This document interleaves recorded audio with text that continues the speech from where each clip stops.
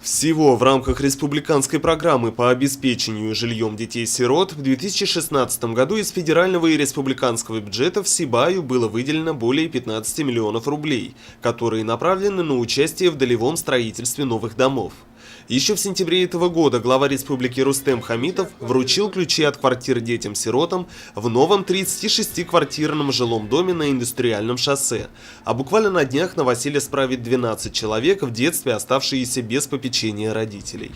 Сегодня мы комиссионно присутствуем на данном жилом доме по адресу Куйбышева, 11, который построен предприятием «Оптим-С».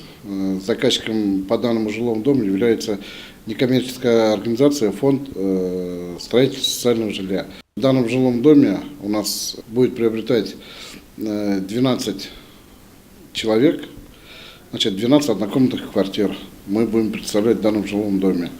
Первый камень фундамента этого дома был заложен в ноябре 2015 года. Спустя год он готов к заселению. В доме 24 квартиры, 18 из которых однокомнатные, 6 двухкомнатные. Жилплощадь будет реализована участникам различных социальных программ.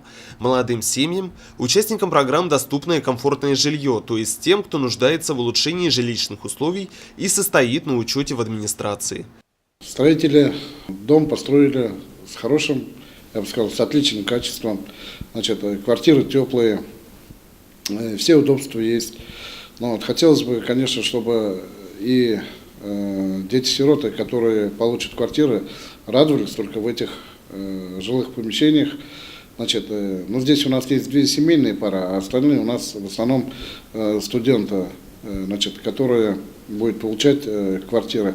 Но им хотелось бы пожелать, чтобы действительно обзавелись семьей, чтобы и это первые их самостоятельные квартиры, где они начнут свою взрослую уже самостоятельную жизнь. Но хотелось бы, конечно, чтобы на сегодняшний день, как мы видим, эта красота этого жилого дома, чтобы они его сохраняли. Ринат Музафаров, Айгуль Хамитова, Алик Кадыров, Гульгина Расхидина, телекомпания СТВ.